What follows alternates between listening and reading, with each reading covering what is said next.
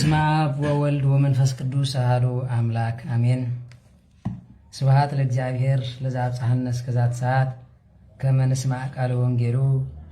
ዘይኮነነ ለበረከት ወዘያብጽሐነ ለንስሐ ሕይወት እግዚአብሔር ለንስሐ ሕይወት ከብጽሐና ቃሉ ክስምዐና ስጋብ ሰዓት ዚ ዘምፀና ክብርን ምስጋናን አምልኮ ውዳሴን ንዑ ይኹን ነው። እመቤታችን ቅድስት ድንግል ማርያም በአማላጅነታ አቂባ በቃል ኪዳና ከብኪባ ንስሐ ዘብጽሐትና ንዓውን ክብርን ምስጋናን ይጫሕያ። ቅዱሳን መላእክት፣ ቅዱሳን ነቢያት፣ ሐዋርያት፣ ጻድቃን በሙሉም እግዚአብሔር ብዘኽብሮም መጠን ክብርን ምስጋናን ይኹን ነው። በረከት ረድኤት ናይ አብነ ኤዎስጣቴዎስ አብነ ዓብይ ጊዜ ከምኡ ድማ ናይ ቅድስቲ ሰንበት ቀዳሚት ሰንበት ምስኩላትና ህዝበ ክርስቲያን ይኹን። ናይ ክርስቶስ ቤተሰብ አፍቀርቲ ቅድስት ድንግል ማርያም አዴና ኣብ መሰረት ነቢያት ሐዋርያት ዝተሃነጽኩም ደቂ ዓዶም ንቅዱሳን አይንት እግዚአብሔር አቦታተይ ካህናት ላይካነ ምስጢር አሕዋተይ ዲያቆናት በአርብዓ በ80 ውልድነት እግዚአብሔር ተቀበልኩም ተስፋ መንግስተ ሰማያት ተቀበሉ በሙሉኦም ህዝበ እግዚአብሔር ሰላም እግዚአብሔር ምስኩላትኩም ይኹን። ደሓንዶም ሲኹም ሰብ አሜሪካ ከመይ አርፊድኩም هراي محرته بزحو كيلانو أسفيحو سقاب سعازي زقومنا مدهاني عالم كريستوس كبرن مسكانا انه يخنا مارك جابير فقيد لنا قال حمش ليش يسقونوا سبعت زحاتتكم محطة سلزنا برا بو مسرات الجماع كن مهارينا مالك حساب ناسي نجزي أبير ديو ويد ما بوشت ناس مسألنا حساب سي نجزي أبير ديو نايدي أبلوس ديو كم يجرنا نمرمرو زبل زحاتتكم محطة له مالك لذي مسرت بمقبار دما منفساوي ويدما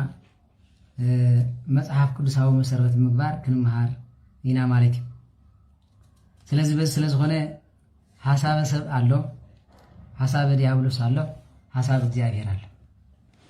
ሰለስተ አይነት ሐሳብ ማለት በመሰረቱ ግን ወድ ሰብ ማለት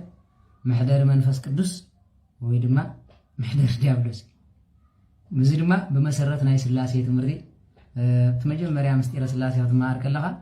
سب ناي غبر سمو من يبحال بتغبارو ማለት ملاك شيطان ناي تفطرو سمو ناي بحال سمو ከመን ይባሃል ሰብ እንዳይ ተገበረ አምላክ እግዚአብሔር ይባሃል ተጾመ ተጸለየ ተሰገደ። ስለዚህ ከምዚ ኢሉ ሁሉ ግን እንዳጾምካ እንዳጸለኻ እንዳሰገድካውን ሐሳባት መጸካ እንዳቆረብካውን ሐሳባት መጸካ እንዳጸለኻውን ሐሳባት መጸካ ወድ ሰብ አእምሮ ተዋህቦ ሰፊሕ ስለዝኾነ እግዚአብሔር አምላኽ ገደብ ገይሩ ነፍስና እንተዘገዚእዎ ካብ ሐሳብ ክንዕርፍ ኣይንኽእልን። ስለዚህ ነዚ ሕቶ ዝሓተቱ መብዛሕቱ ኣብ ሳይኮሎጂ ዝጓዓዙ ሰባት ስለዝኾኑ ሳይኮሎጂ ኣዘራርባውን ስለዘሎ እቲ ሳይኮሎጂካሊ أنا خزاره وليدني ولا يناي فطور مالي بس لازم خنا قل نايسنا أمره مرات سبعة هالو هذا سلست عينات حساس بالله يبلو نسخة أنتي مالتي هذا منهم زي سمع سبالله مالتي دورمانت سبلو مالتي سم ويلما بدناتنا بمحارنيا ردب مالتي منهم زي سمع بانا هذا انقرب حال مالتي مخير كاي بعيد كذا زي سمع سبالله نتحدث سبدما أكتيفي مالك أكتيف ويدما سوشيال تبعي سوالو زغا كحتى تغير كملس يغير يلوم ززارة وي مالك نتحركن توقاتيف زبالي مالك توقاتيف مالك دما بانا انتايز بحال حامين مالك حامين ورنيا مالك كسمع زي يقولو كزارة بالملي نزي بعالما وزارة باي مفتح يوغ انتايو نحري الكاب تناتهم كتريغ لا ايدم مهارو مالك يكون نقل فلوت هو ناي منفس قدس قالن ناي ود سب እንዳይዝ ባህል ምርምር ከመይ መኻኑ ክትሪ ማለት ሳይኮሎጂ ክመር ከሎ ርእሰ ተኣማንነት ክህልወካ ኣለዎ ወይ ሃቀ መጽሐፍ ቅዱስ ክመር ከለኸ እግዚአብሔር ነው ኩሉ ዝለለኻ ዝበሃል ድማ ክፍጽመልካ እዩ። ስለዚህ አይናይ መማኒ ሰብ ንርእስን ተኣመነ እንታይ ትርጉም ኣለዎ እግዚአብሔር ምሳይ መዝጎድለኒ ይብለኝ ብሩባርባን ተኸርኩ ብገለን ተኸርኩ ስኻም ሳይ ኻይሉ መዝሙረ ዳዊት 23 ንመን መማኒ ሃይሽ እንደገና ቅዱስ ዳዊት በረከት ይሕደረና يهاي يستعملوا بإجابير انت هايزو قالوا ياو ويدما أمسبين كباب سمع إيمان ካብ ጉልበት ካብ ምእማን ኣብ እግዚአብሔር ማን ሓሽ እንደገና ድማ እያድሃነኒ ተመልከቱ ቅልጽመይ አያድሃነንን ብዙሕ ሰራዊተይ አያድሃነን አላ የማኑ ለእግዚአብሔር የማን ናይ እግዚአብሔር አምላክ ግን ንዓይንታ ይገብረትኒ አድሃነትን ስለዚህ ኮንፊደንስ አለኒ ርእሰ ተኣማንነት አለኒ ማለት ካፈጣራ እንዳዕልየ ማለት እግዚአብሔር ምሳዩ እንታይ ልግን ስለዚህ በስለ ዝኾነ መፍቀሬ ጥበብ ቅዱስ ሰሎሞን ነው ንባህሪ እንተኸርኩ ናካል እንተኸርኩ እግዚአብሔር ኩሉ ስልጣን ጸጋ ይብኒ እንተኾነ ግን ኣብ ትሕቲ ፀሓይ ዘሎ ኩሉ ናይ ኮንተ ኢሉ ወዲዎ ከም ዝኽብል ከሎ ግን ተዋሃበ ከጥበብ በአግባብን በመንፈሳውነትን ተጠቀም ማለት ይምበር ጥበብ ጽላ ትምህርት ጽላ ማለት አይሆንም ተማሩ ጽሁል ስለዚህ ናብ ትምህርትና ክንመለስ ከለና ሐሳብ እግዚአብሔር አለው ሐሳብ ሰብ አለው ሐሳብ ዲያብሎስ ድማ አለው ከምዚ ዝበልና እዞም ሰለስተ ሰባት ተሓደ ዶርማንቲ ኢልና የለና ምንም ጸማሚ ሰምዒው ንግዚኡ ሕራ የለካ አይገብሮኒ በቋንቋ ቤተ ክርስቲያንና አዚም ተባሂሉ ይጽዋዕ አዚም ማለት ድማ ብመናፍስት ዝደንዘዘ ምንም መልስ ዘይሂብ ማለት እቲ ሓደ ተኳቲብ ዝበሃል ዘሎ ድማ ናይ ሓሚን መናፍስቲ ናይ ዋጣ መንፈስ ንብሎም ነዚኦም ክሰምዑ ግዜ ይብሎምን ብናቶም እዮም ዝኸዱ ምሉእ መዓልቲ ኣብ ምርማር ንዘረባ ቁንቁና እንዳውፅሉ እዮም ዝኸዱ እቲ ሓደ ንብሎ ሶሻል ንብሎ ድማ ባኣና ድማ እንታይ ዝበለ መንፈሳዊ ተባሂሉ ይጽዋዕ መንፈሳዊ ሰብ ተኾይኑ ከምቲ ቅዱስ ዮሐንስ ዝበሎ ንሱ ንኹሉ ክምርምር ይኽእል እዩ ንሱ ግን ብማንም ኣይምርመርን ስለዚህ ይሰምዕ መርሚሩኻ ይምልስ እዚ ናይ እግዚአብሔር እዚ ኣይኮነን ኢልኻ ይምርምር ማለት ስለዚህ ነዚ ስለ ዝኾነ ሓሳብና ክንፈልጠሉ ዘይንኽእል ደረጃ ስለ ዝበፅሑ ግን ኣሕዋትና ዝሓተትዎ ሕቶ ሓሳብ ኣምላኽ ሓሳብ ዲያብሎስ ሓሳብና ዲ ከመይ ጌርና ንፈልጦ ዝብል ኣገዳሲ ኮይኑ ስለ ዝረኸቦ በዚ ማለት እዩ ሃዋርያት ወንጌል ዮሐንስ ምዕራፍ 13 ዘሎ ቃል ካብ ሓደ ትሕዝና ክንሪኦ ከለና ሳሒሉን ምሕረቱን ናይ ጎይታናን መድሓኒትና ኢየሱስ ክርስቶስ በረከት ናይ ቅዱስ ዮሐንስ ወንጌላዊ ምስኩላትና ህዝበ ክርስቲያን ይኹን ከምዚ ኢሉ ይዛረብ ጎይታናን መድሓኒትና ኢየሱስ ክርስቶስ ቅድሚ በዓል ፋሲካ ካብዛ ዓለም እዚኣ ናብኡ ዝኸደላ ሰዓት ከም ዝበፅሐት ፈሊጡ ይብል መን ፍሊጥዎ ኣምላኽነቱ ናትዩ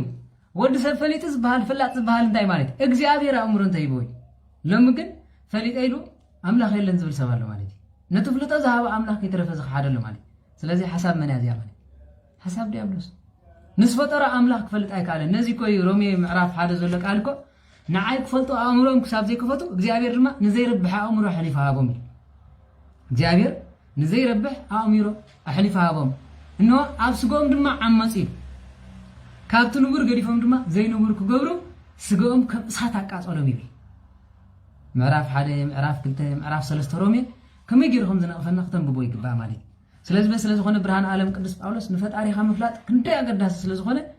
ንሆን እግዚአብሔር ክፈልጡ ንኣምላኾም ክፈልጡ ልቦም ክሳብ ዘይከፈቱ እግዚአብሔር ድማ ንዘይረብሕ ኣእምሮ ኣሕሊፉ ሃቦም ዘይረብሕ ዝተባሃለ ማለት ዲያብሎስ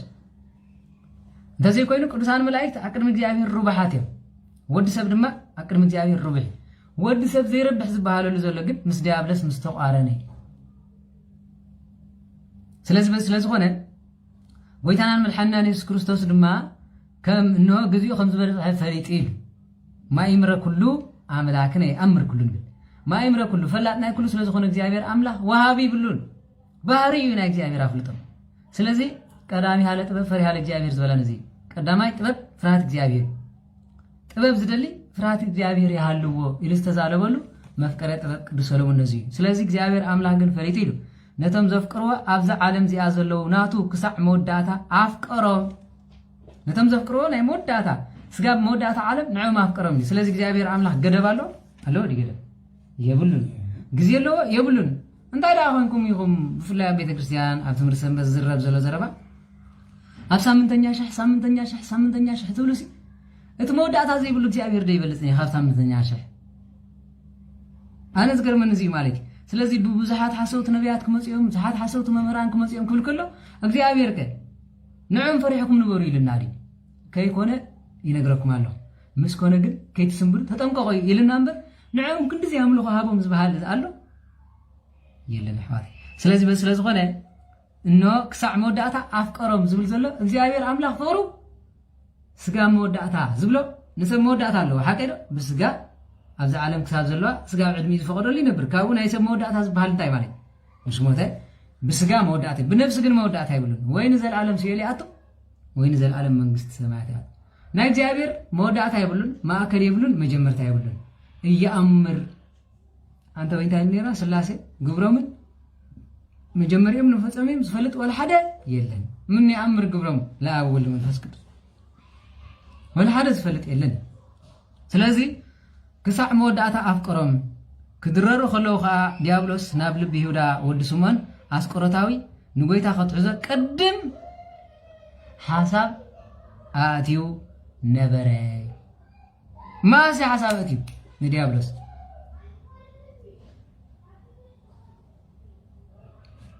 ما أسي تباهي نيودا أب حسابو ديابلوس ما أسي أتيلو أبو تاتنا دايلو تنبيت يقدموا لنا نجر كرمت نجر مفصامو انتي تقدم مالتي تنبيت اتا تنبيت بعلو وسيلوا نا يهودا حساب كرمنا غويتانا ملحنا يسوع كريستوس ممصو ديابلوس هاب لب حسابات يلو اذا خفت حساب حيز بخلو دما مس غويتاو عليه يقرب لله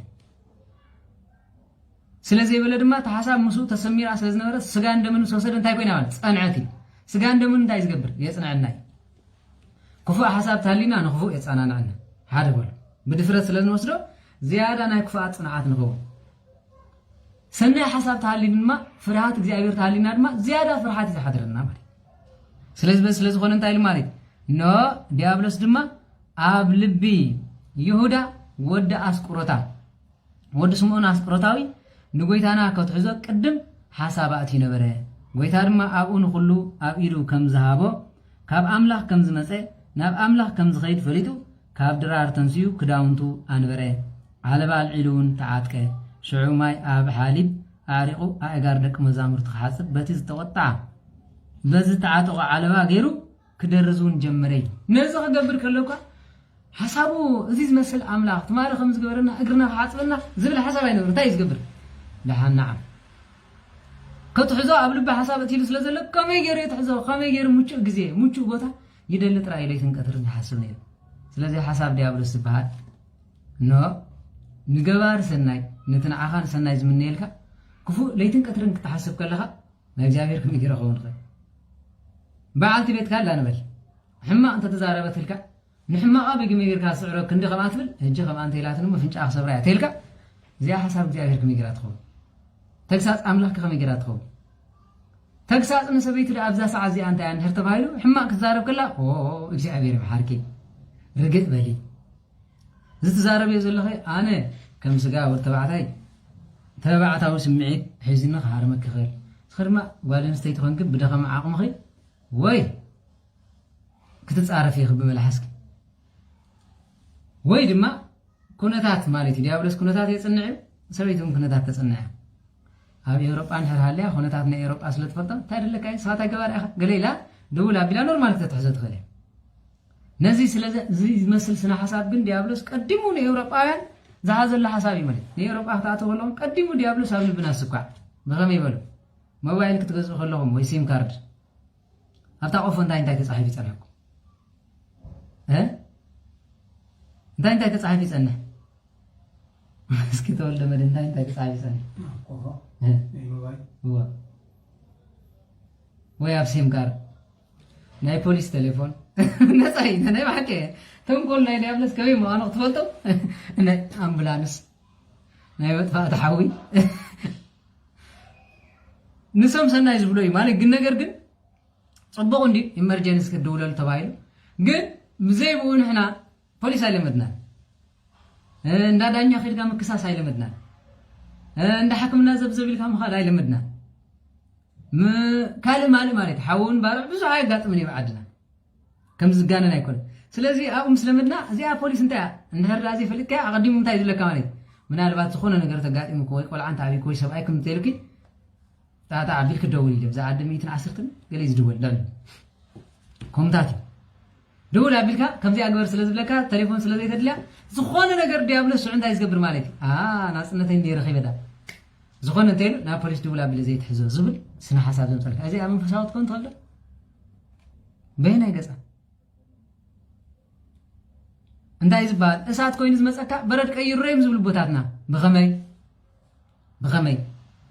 መልሓስና እንተደልያ እሳት ተቐይረካ እንተደልያ በረድ ተቐይር ስለ ዝኾነ ቀዳማይ ወዲ ሰብ አንግሰኒ ኢሉ ንእግዚአብሔር ክልምን ከሎ መልሓስ ክገዝእ እዛ መልሓስ እንሆ ክትገዝኣ ንእግዚአብሔር ለይትን ቀትርን ምልማን ኣባ ኣጋቶም በረከቶም ይሕደረና ክዛረቡ ከለው ኣፎም እምንም ከመይ ይምኸዱ ነይሮም ኣብ መጨረሻ ኣብ ገድሎም እንታይ ይብል ናይ ኣባ ኣጋቶን ማለት ብዙሕ ምዝራበይ ብዙሕ ዝጣዓስ ሓንቲ ቃል እውን ዘይምዛራበይ ግን ሓንቲ መዓልቲ ተጣዒሰ ይፈልጥኒ ሓደ በሉ ካልኣይ ጠቢብ ሰሎሞን ኣሎ ኣተሓወይ ልቢ ብዙሕ ነገር እያ ትሓስብ እሞ ኢሉ ሓሳብካ ዘፈልፈሎ ልሳንካ ተጠቒሙ ምስ ሰባት መታን ከይትበኣስ ማለት እዩ እንሆ ክፉእ ሓሳብ ክወፅረካ ከሎ እንታይ ይገብር ኢሉ ኣፍካ ዕብሱ ንህፃናት ክቆፅዖ ከለዉ ቦታትና እንታይ ይገብሩ ኣፍካ ሕዝ ንሰበይቲ ኾን ኣፍካ ሕዝ ክንበኣስ ከለና ኣፍካ ሕዝ ንብል ስለምንታይ ኣፉ እንተሒዝልካ እቲ ዝነበረ ዋዕይ ይጎድለልካ ኣፉ እንድሕር ፈኒዎ እቲ ሰብ ግን እንሆ ብኣፍካ ተዛሪቡ ኣንሂርካ ኣብ ደምካ ትበፅሕ ኣፉ ገቲ ኢልካ ነታ መዓልቲ ሰኣ ክትሓልፋ ይግባእ እዩ ኣቦታትና ክንታይ ኣቦታትና ጥዑም ዘረባ ዓፅሚ ኣጋንንቲ ይሰብር ንሕማቕ መዓልቲ የለኹን በላ ዝብሉ ቃላት ንምንታይ እዮም ጠቕሙና ማለት እዩ ነዚ ስለዚ ሓሳብ እግዚኣብሔር ኣምላኽ ንፈልጠሉ ኖ ሰብ ኮይኑ ዘይስምዖ ነገር የለን ኣነ ናይ ብሓቂ ከምዚ ክትሓርቕ ከለኻ ሓልሓሊ ግዜ ኣዝኻ ትባሳጨው ሕርቃን ኣሎ ሓንቲ ሓፍትና ስእሊ ሰይዳትለይ ትማል ኣብዚ ትግራይ ዝሞቱ ይመስለኒ ብኣየር ተደብዲቦም እያ ትብል ኣነ ፌስቡክ ኣየር ብጣዕሚ ዝሕዝኑኻ ማለት እዩ ብምሎ ዋ እቲ ኣምላኽ ኣቦይ ከምዚ ኢሉ ድዩ ሰብ ዝጣፋእ ዘሎ ምሕረት ኣውርደልና ኢለ እንዳርኣ ከሎ ኣታ ልኽባእ ኢላ ኣብ ታሕቲ ትፅዕብ ተድኣ ኮይና እዚኣ ንስኻ ኢድ ኣለዎ ናትካ ትብለኒ ማለት እዩ ዋ እንታይ ማለት ኣበይ ደኣ ረኺበዮም ዳ ኢድ ደኣ ነዝዮም ደኣ ኣበይ ከ እዩ ዝጋጢሙ ኣብ ዘለዎ ኣጋጥሞ በዓል ንስኻ ዝኣለምኩም እይ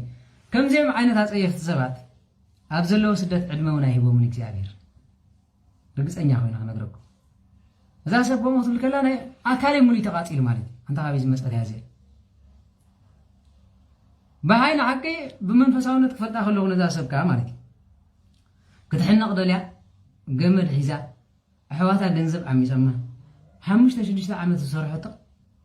ሓዋ ዓሚፅዋ ማለት እዩ ክሕነቕ ደልያ ኢላ ገመድ ሒዛ ከላ ቪድዮ ጌራ ደው ኢላ ካብኡ እናገፍያ መጨረሻ ካብ ኮሚል ክትመቲ ንዝሎማዓንቲ መሕለፍያ እግዚአብሔር ዝህበኪ ትፈልጠኒ ይኽእል ኢልና ብዙሓት ተባቢዕና መቸም እግዚአብሔር ንመላስ እያ ኣነ ግን ልሳን ነይረ ሽዑ ማለት እዩ ግደፍ ዳ ከምኡ ትግበር ኢልና ናብ ብዙሕ ደረጃ ዝበፅሐት እያ ካብኡ ሓሊፉ ዓቕላ ስለ ዝፀበባ እንታይ ክገብር ይኽእል እሞ እዚ ኩሉ 5 ዓመት ዝለፋዕኮ ገንዘበ ሓወ ወሲድዎ ሓዊ ቁንቋዕ ወሰዶ እንቋዕ ጓና ይወሰዶ ሓዊ ተወሰዶ ደቂ ሓዊ ይዓቢሉ ኣዴኺ ኸዳ ትድሰተሉ እንታይ ፀገም ኣለዎ ኢልና ኣፃናንዕና እሞ ንስኻ ብውልቅኻ እንታይ تحجزني له واي أنا ده مخري أمش أرجع جن إسرائيل كم أساسي جنزة تخاف للليدو مشام أنا جيري إلى خزارة معهم كون جن زي أصحاب أكويا ناس أنا تحفتي تدخون ما تكلمي تدخون سنتين مجبرة يبل مالتي ده أنت جميل لأن مسي زي سرح كيف تخاف ليه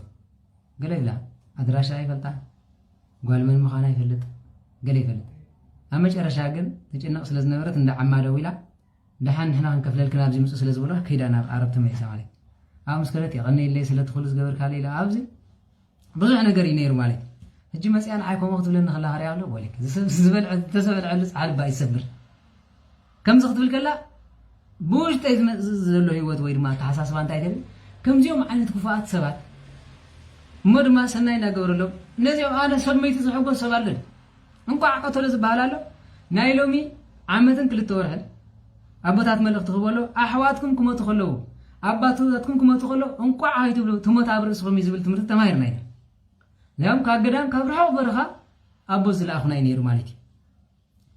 سلازي لو ممواتهم تمال تزاري ناس لزخنا أبوات تحليفهم سلازخنا أجزي بهالمبر كاد الزار بيدن سلازي كم مهر كفاءتنا كم مهر ملحسنا خاب كلهم طرفنا له كفوهم ملحس أبزخنا رهواي بلو كفو حساب زلوا سلدما لساني قدمي ناس لازخنا مصحف قدس كزارب كله نسترس نمعلو تغيروا خير كله ويدما 318 ሊቃውንቲ ከውግዝዎ ከለው ዝተዛረበ ቃል አለ ማለት ዝተዛረበ ቃል አለ إنه እግዚአብሔር ወልደ እግዚአብሔር ፍጡር እዩ ይብለው ከመይ ገይሩ ፈጣሪ ፍጡር ትብለው ምስ ፍጥራት ማዕረኸሙ ከመይ ገይርካ ትገብሮ ምስጋ ለቢሱ ሰብ ኮይኑ ሰብ ናይ ሰብ ባህሪ ገብር ይሩ አምላኽ ድማ ናይ አምላኽ ባህሪ ገብር አይኮነን እግዚአብሔር ሰብ ኳን ተኾነ አምላኽ ብዘይ ሓንቲ ኃጢአት ድማ ነው ግብረ ሰብን ግብረ አምላኽን ፈጽሞ ማሐሊፍ እዩ ብምባል ውህደተ ስጋን ምስ መለኮት ከመይ ምዃኑ ጽንሰተ ቅድስት ድንግል ማርያም ብዘይ ዘር ሰባይ ብዘይ ተፈትሆ ማህፀን ከመይ ምዃኑ ምሰረደዎ ግን 318 ሊቃውንት ተዛረበው ከሎ እዝኑ ጸማም ነበር ይሉ ስለምንታይ ልቡ ብተንኮል ተመሊሱ ስለዝነበረ 318 ዘአኽሉ ሊቃውንቲ እሞድሞ ማእምራነ ልብ ከም ሓደ ቃል ተዛራቢ ከም ሓደ استنفاس እግዚአብሔር አምላኽ ዘምልኹን ሰብ ምንም አይሰምዕን كسمع አይከልኒ ጸማም ልቢ አይሰምዕን ይحوال ዲያብሎስ ዝሓደረ ህይወት አይሰምዕኒ ፈርዖን ዝአክል ዕቡይ ዝኹሉ 11 ትእምርት ክግበር ከሎ አይሰምዕን ናይ ለሚ ኣብ ስልጣን ተቀመጡ ሰባት ድማ ዘምሰብ ክመቱ ከለው ንዕም ድራማ ልክዕ ከምዚ ድማ ፈርዖን ከምዚ ምስበለ እንቡዘልብ እስከ ማአዜሩ ዘይተሰምዕ ቃልነ አታ እንቡዝ ልብ ደንዳኒ ስጋ ማአሲ ኻ ዘይተሰምዕ ኢሎም ተተዛረቡ ወድማ መልሱ አስተሃቀረ ቃሎሙ ለ318 ሊቃውንቲ ነተም 318 ሊቃውንት ቃሎም አቃረሎም አበየ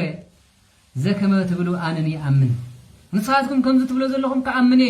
ግን ብልቡ ተንኮል መልኢ ነበር ኢላ ሓደ ግዜ ልቡ ተንኮል ተመለሰብ ፈታው ተመሲሉ ንደቅ ሰባት ዘጥቃ አለኩ ነዚ ኮይም አቦታትና እግዚአብሔር አምላክ ወይ ጸላእትና ስንፈልጦም በዚ መጽኢልና ለኸን ከይድ ካፈታው ጸላእ ግን ሓለወኒ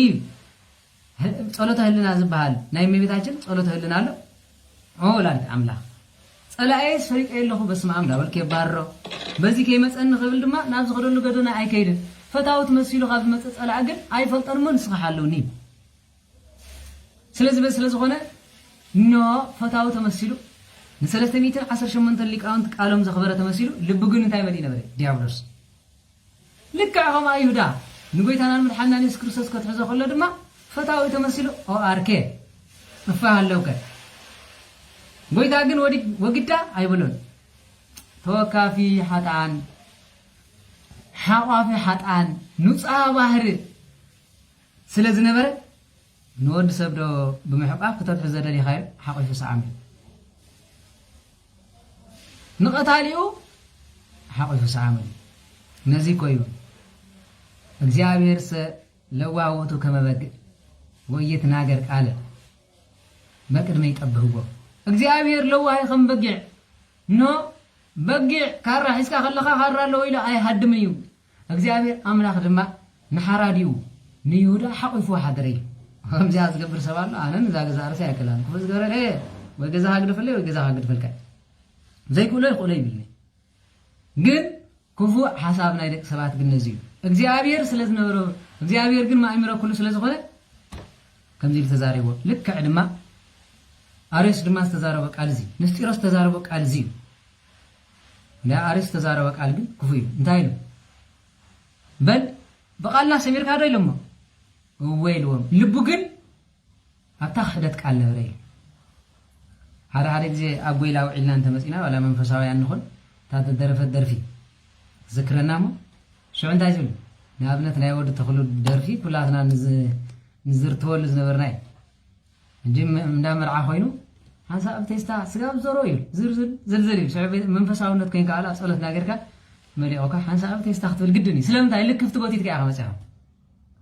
እዚ በልኩም እቲ እንኳን እንደልብና መዓልታዊ ሓሳብና ጓ ዲያብሎስ ከይፈተነ ይውዕል ከመይን ተበልኩም አመርዓ ዝወዓለ ሰብ ነታ ዝወዓላ ንሓሙሽተ ደቂቃ ከይተፈተነ ይኽእል ጸሎት ዝገብር ሰብ ተኮይኑ ጎይና ጸሎት መስከረግን ዋጋንንትኒ ጎዩ ምንይሁ አጋንንት ድማ ካብ ርሕቁሞ ለተፈተና ድማ ይስዕሩ ስለዚ ቀድም ምድቃስና መጽለያ ገዳሲ ኣብ ስራሕ ውዒልና ቅድም ዝኾነ ነገር ምግባርና መጽለያ ገዳሲ ቅድም ብላዕና መጽለያ ገዳሲ ንብሎ ነዚ ናብ አርዮስ ክንምለስ ከለና ድማ ተንኮል ኣብ ልቡ መልኡ ከሎ መዞም ንጻሃን ዝኾኑ ሊቃነት ናይ እግዚአብሔር አምላኽ 318 ሊቃውንት እንታይ ገበረ وأبوي أنا يسمر بقالكم أنا دما أبقالكم سميرة يلو جن أستحقره بلبو وناكم نعوم أستحقرهم نبرة أقالوا لهم قالوا أما ترشها ويتنان مدحنا نيس كريستوس مبل 310 ساعة مسوم نبرة هس أنت مسيلود ما أفدقت أنا وأنت وريزع هسان مني مسلك سب لما يأمن بلبو ويبقى بلسانه هو بلبو خي آمنه بلسانه هو أنت بلا سب سنتاي مسلك كايدو يتأمرني زي بونجل لب تملكت وونجل زبالي سمع كان دغا ملحاس دما ملئات لبيات زارب ودسب ملحاسو لب زحسو يزارب أبا فصل حواز بحالين أبا لب صلح يزارب أبا فصل حوا زبال زرباجن جات ولد لمساي بس يا أخي أمقسم عليه أمقسم يبلع له تولد إلين أب كل كله أبيت كل كله أي أنت تولد يبلع له خيله أمقسم يبلع له خيله كل كله زي أنت تقول ده يسأل السان تبعه ده لسان انكفات ده يسأل قال زبال نزي قال زبال ما نبرة قبل نبيرة نحريله نزي زبال أزي قل أنت زبال حساب ناي لبي ملو بملو سبكم ما قلت كله ناي لبي ما قلت مبر ناي لسان زبال ما قلت يلي سلز بس سلز غنى منفس قدوس بأمثال أنت مليس لما تايمو إنه لسان ويدما لبي ويدما ملحس ملأت لبي أتزارب زبلاي سمع كان يمسولو وتصدق عموت يبلو عموت تصدق قدما تزلزل موت لب دما ولد فطر نابل كلب بلع واخري أكالو كن حاسيخو موتين ስለዚህ ህዋተይ ናይሎም ስነ ሐሳብና ከም አሬስ ሐሲኹ እግዚአብሔር ከይፈላልየና ምስፈተውትና ከይራሓሓቀና የቅሬታ ዝመስሎ ኣብ ዓለም ጸጋን በረኸትን ረድኤትን የለን ኣብዛ ዓለም እዚኣ ብዘይካ ቅድስት ድንግል ማርያም ሙሉእ ብሙሉእ ንእግዚአብሔር ኣመስጊኑ ዝሓለፈ የለን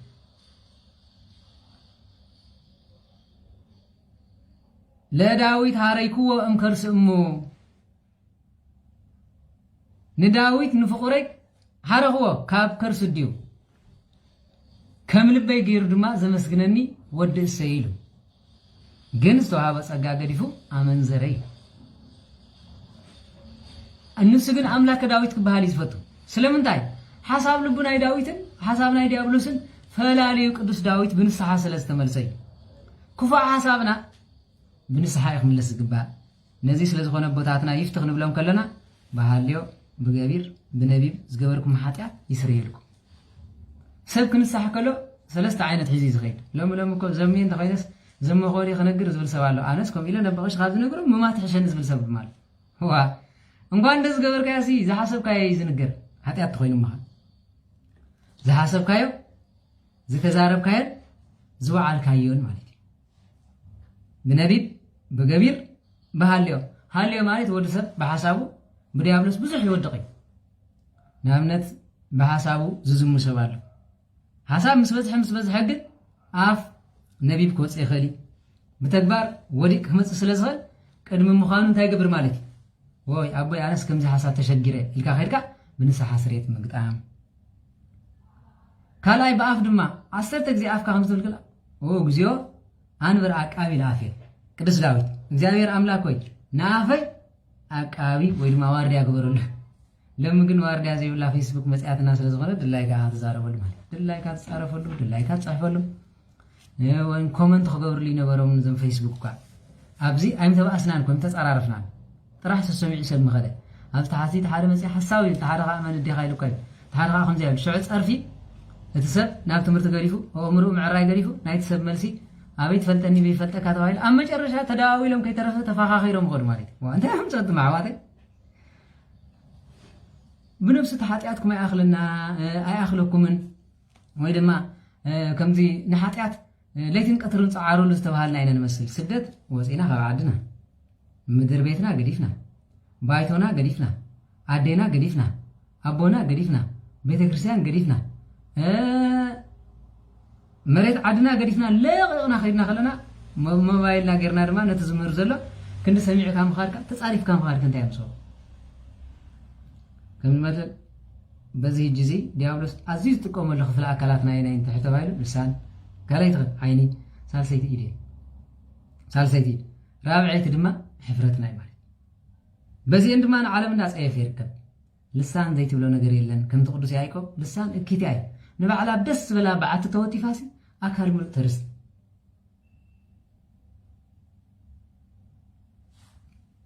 ስለዚህ ሆነ ንሐሳብ ካብ ልቢ ዝፍልፍል ብስትንፋስ ይወጽእ ቃል ኮይኑ ድማ ይዝራእን ይበቁልን ስለዚህ ሆነ ልብና ዝሐሰቡን ዘሰላሰለን ንኹሉ ክንፈልጥ አቦታትና ዝበሉና ቃል ክንጥቀም ቅድም ዝምዝላልካ ክልተ ግዜ ሕሰብ ቅድም ምዝራብካ ክልተ ግዜ ሕሰብ ቅድም ምኻድካ ሕሰበሉ ቅድም ምርዓካ ሕሰበሉ ቅድም ምዝራእካ ሕሰበሉ ስለዚህ ሐሳብና አሰላሲና እዚኣ ድማ እግዚአብሔር ይስምረለይ ክንብል ስለዝግባእ አቦታትና ዓውዲ ክገብሩ ወይ ድማ ዓውዲ ክኸይዱ ከለው መጀመርያ ሐሳብ ይቅድሞም ነዛ ዓውዲ እንታይ ዝብል እንታይ ግበራ መጀመርያ በብዕር ገይሩ خرقص አለው አጣልዲ ብዕር ገይሩ ሁሉ خرقص አለው ድሕሪው መቸም ከከም ዓድኻዩ ዓድና ጣፍ ስለ ዝኽየድ ሕፃ ሁሉ ይኽእል ካሊ ይኹን መጀመርያ ተርግጾ ማይ እንዳረብረብካ ይሰጥም ድሓር ድማ ዒባሪ ካሊ ገይርካ እንታይ ትገብሩ ማለት ትልምጾ ካብኡ ድሓር ንዑ ዝመስል ንፋይ ሓሰር ትገብረሉ ካብኡ ኣብ ዕር ገይርካ ትኸይዱ ከይ ሓሰብካ ንድሕር ኣቐሚጥካዮ ግን ሕፃን ጣፍን ተተሓዋዊሱ ጭጭጭ እንዳበለ ስናንካ ክሕመካ ነዚ ስለዚ ሓሰብካሉ ገና ሐሳብካ ሰናይ አይኮነን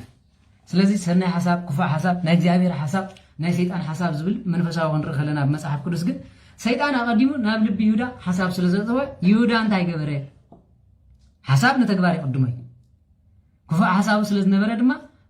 እግዚአብሔር አምላክ ዝበሎ ገዲፉ እንዳውም ምሱ ኮይኑ ቁራስ እንጀራ እንዳበልዐ ከሎ ቁራስ እንጀራ ምስ በልዐ ድማ እኖ ኣብ ልብ ይሁዳ እንታይ አተወ ማለት ሰይጣን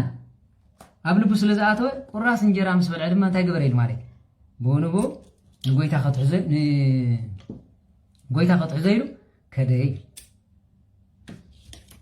سلازي تاخفت زنبرت حسابو انتي كوينا مالك فصامه مصيحه بس ስለዝኾነ تاخفت حسابو ናይ ይሁዳ ክፍት حساب ከም ዝነበረ ድማ ጎይታ ጥራሕ ዘይኮነ ሃዋርያቱን ፈልጥዋይ እንታይ ኢሎም ኖ እዚ ትበልዑ ዘለኹም ስጋይ ብጽባሕ ዓርብ ዝፈስስ ዝቁረስ እዩ እዚ ትሰትይዎ ዘለኹም ደመይ ድማ ብጽባሕ ዓርብ ዝፈስስ እዩ ስጋይ ዘይበልዐ ደመይ ዝሰተነ ዘላለም ህይወት አለው ኖ ስጋይ መብላዕ ጽድቅ ዘበኣማን ደመይ ስተ ህይወት ዘበኣማን እንተኾነ ግን ነዚ ኩሉ ክበኩም ከለኹ ሓደ ካባኻትኩም ኣሕሊፉ ዝህበንሉ ኣነ ደይኸውን ኢሎም በቲ ዝነበሮም ንጽህና ኣነ ሓሲበ ይፈልጥን እየ ንዓድ ይኸውን ሞዲያብሎስ ዶ ክስሕተኒ ኮይኑ እንዳሓር ኢሎም ኩሎም ክሓስቡ ከለዉ ይሁዳ ግን ወላ ሓንቲ ይበለን መን ምዃኑ ክትፈልጡ ልቡ ደፊንዎ ስለ ዝነበረ ኣብ ሓሳቡ እግዚአብሔር ዝብለ ቃል ኣይሰምዕን ሓደ ግዜ ልቡ ዲያብሎስ ዝሓደረ ሰብ ምዒድካ ይውን ክሰምዐኩም ኢልኩም ኣይትሕሰቡ እንታይ ዳ መከራ ይመሃር መከራ ምስ መፀውን ዘይመሃር ሰብ ኣሎ ማለት ክፋት ኣብ ልዕሊ ክፋት ዝውስኽ ማለት ስለዚህ በዚ ክኸውን ከሎ እንታይ ዝብል ማለት እዩ እንታይ ክገብር ከሎ ንሪኦ ማለት እዩ ሓሳበቲ ስለ ዝነበረ እነሆ ካብ ሓደ ካባኻትኩም ቆሪሰ ዝብየ ክብል ከሎ ቆሪሰ በሊዕዎ ኸይዱ በኣ ድማ ምስ በልዓ ብኽፋት ስለ ዝበልዓ ነቲ ሓብስቲ ድማ በኣ ዲያብሎስ ሙሉእ ብሙሉእ ተቆጣጠረ ኢሉ ኣርኬ ፈጽም እኖ እቲ ዝሓሰብካ ክፈጽም በሎ ኢሉ በኣ ኸይዱ ድማ ናይ ይሁዳውያን ብኸመይ ገይሩ ክትሕዞም ናበይ ከም ዝኸይድ ኣጻናንዑ ድማ ንጎይታ ሓሊፉ ሃቦ እዩ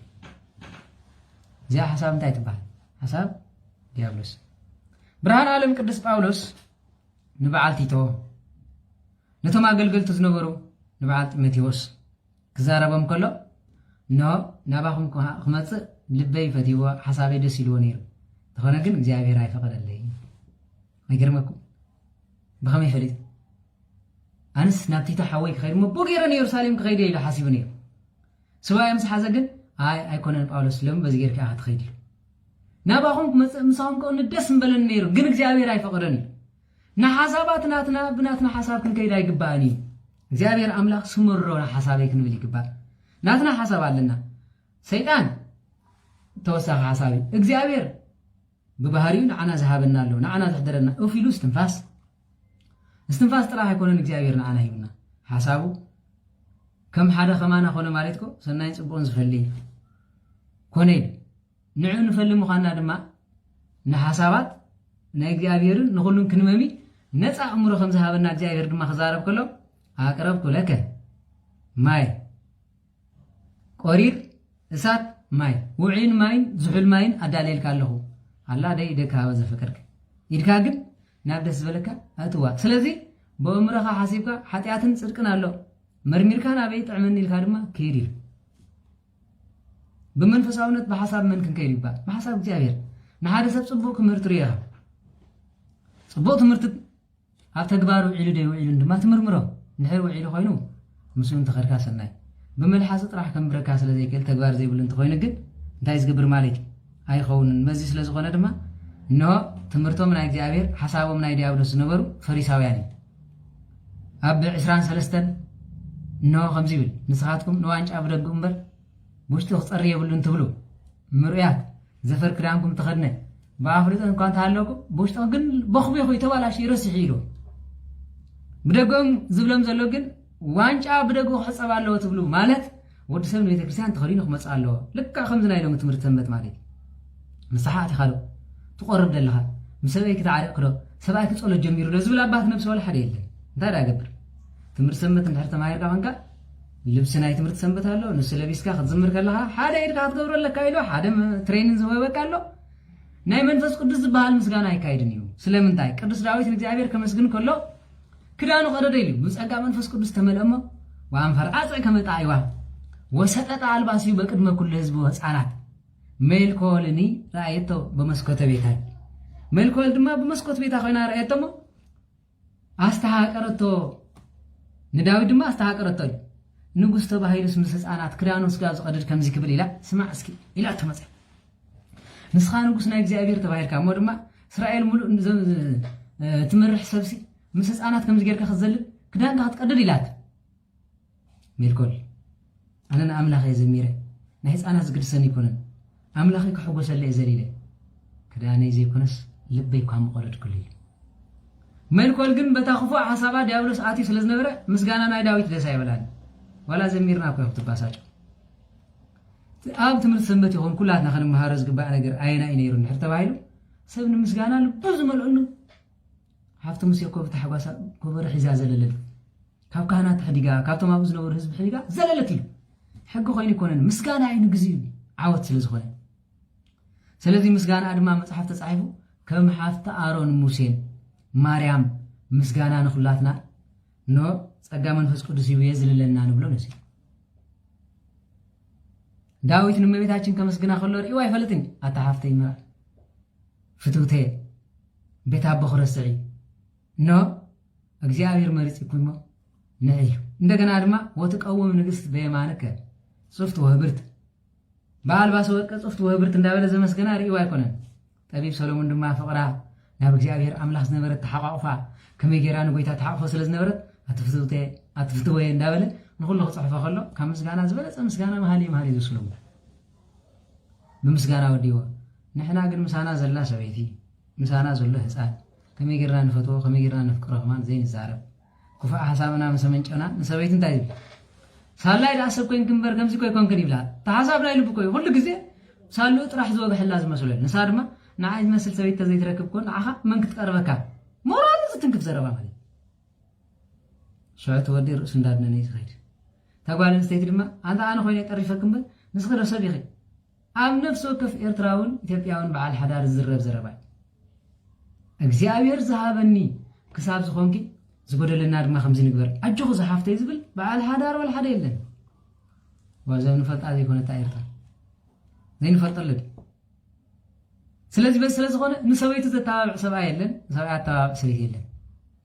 እንታቡለካ ኢላ ተነጽገሉ ሐሳብ አምላክ ይብላና ብልባ ሳራቆ ንአብርሃም ቃል ኪዳን አብርሃምን ሳራን ይባሃል እንበር አብርሃም ኮ ቃል ሰበይት ወሊድ ይحوات ንምንታይ نسارة حبوسي أبراهام حوي كتب له خلا سارة حفتي تباهي أبراهام قويتا كتب له خلا مبيتي تباهي تخابا بيرم كخدو خلو مثلا أبراهام حوي نعايل كاسلك زي أنا اللي منك له كيف كان أجار ولد الله من البعض زي أبير كوني انتهابني بجخان عائلة لمن مسبلته أنا كيدني لا أبي عائل نسارة حبوسي لبن ولدي بزي قال كده أنا مصنع تباهيلو نسا سلك زي أبير إلى لمن أنا أوصل زوجته وتإمبرك على يكونن لما قلت كيدم سبلة مسوية تقايقة مسج جرام سحادة تسامع قال نستيتي حساب زي أبيرن حساب ديابلوس المفلاي سينكمو مساء زل سبعي سلازي تردى سبعي لا خمخات الزخون اللي إلى بلبا كانوا نجد الله سبعي كي كم تتزارب زلنا عايكم من حريلاتنا عايكم أزبك عايكم كنجد كما هات الزخون اللي كتبت تقنا نخما يكتقبر تقل من يعملي سويتي قدس داويت انتايلو قدس تسويت استوها سبعي أبزخور انتايلو كرع زولدهم دم أقوازهم نعدد قرما يخوناي كاب كلهم سوت دم أنبلل زبلي سلام انتاي قرمو أجزا سلزخوني قدس تسويت استعدله إنه نسو أكد مجاهر عمله صادق يلو سلازي قدس تسويت خنا ترن تخوينا أنا نسومن أفنا الدب ستر نعاد ما ليتن كترن أجاوب من بعد متبع أنت زي كوينو نايلومي حدار نايلومي نابرا حدا جزء أفاتح كنا تقولن سقابلهم زميت فاتحكم أنا شغال يزل كما ينتهيكم تقارروا بسلازلهم زي تفاتحكم كرفتهم رغبكم بأسيركم سلازي فاتحنا لكم تغسل الله هكذا أنا تفاتح زولكم يلين سقابي جهمان صنعاتكم كم يلكم مصنعكم ببچكو أنا تزاوتكم لكم تنورز الله سلازي صلوت مسمى صلاة قدن يختفالالي سقابي جي مصنعكم كايغر من مالي سلازي أنا تخصيصي له وبقى حداركم كمزي قلمله ولا فهمتن زي تبلو أنا حق ري نقر بحق حيز نبرت زي مسألة ولد دازي بلنبر كبات إركاز مسألة هيوت يلن حق حيزكم كيلو برهان عالم قدس باولو سلا حدار تصعيفوا نعم صلو تزيك عيلكم بصلة تصاور كابا حالي فوق نعدا بجاخي كم زنا يبوتاتنا بزي قربا غزي زمصه ودا عدخي ودا حوبخي كاو زبلص انت ترغبي سرحي عطو مكينه الله كم زي كونه ليتن قطرنا املاخ زمسكن دا يخونلكم اتزحالفه يا اخلنا እግዚአብሔር አምላክና አዳ እንመለስ እንዳተዋልኩም አቅድም እግዚአብሔር ሰብአይን ሰቤትን ክትበኺ ይግባል ናይ መጨረሻ خلተ ሰብ ሓዳር ዘቆኑኒ ኣብዚ ማሕበር ኣሎ ታሰበይቲ ትጽሊ ሰብአይ ድማ ቀሊዕ ወይ ኸድ ነይር ተማዓዲ ድሕሪ እግዚአብሔር ስጋማ ኣስሊያ ከምዚልና ነብር በጃኻሎ ምስል በሃቢላ ምስ በኸየት ዘገርም ነገር በኸያ በቃ ተሰይራ ልባ ማለት ኣነ ይበልዕን ልብ ሰብ ዘይተቀይር ኣምላኽ ዲኻ እንታይ ኮይኑ ከም ዝገብር ዘሎ በጃኻሎ በቀይሩ ኢላ ምስ በኸየት በመጨረሻ ሓደ መዓልቲ ካብ ስራሕ ከሎ ደዊልላ ቴሌፎን ደዊልላ ታለም 10 ግዜ ትደውል ለማዓቲ ኣነ በቃ ብዙሕ ነገር ለማዓቲ نفسي فريق يا أخوي يسمعني سرح قريب يدخل مسئلة تاي كوين يلقى سرح كذا أمس لك أمس مسألة سرح تسأل صنيعته تسأل صنيعته أفدق خوين نخ خيل بغي تملي شو ترى تسألي ترى تسألي نوّي أسأل سلة تسأل صنيعته عم جرشان وقالوا دار الخفابيلو نديهم كيترب بشان خاب دحرجي نديهم كيترب بشان بس أخو فريق حيز الله صنيعه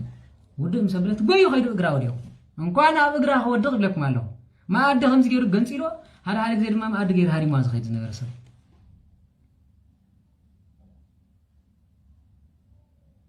أما جرى شاق أوما سألت ودك تبلك لا نساب بزوح رأي الرئيسة بسلا زخنت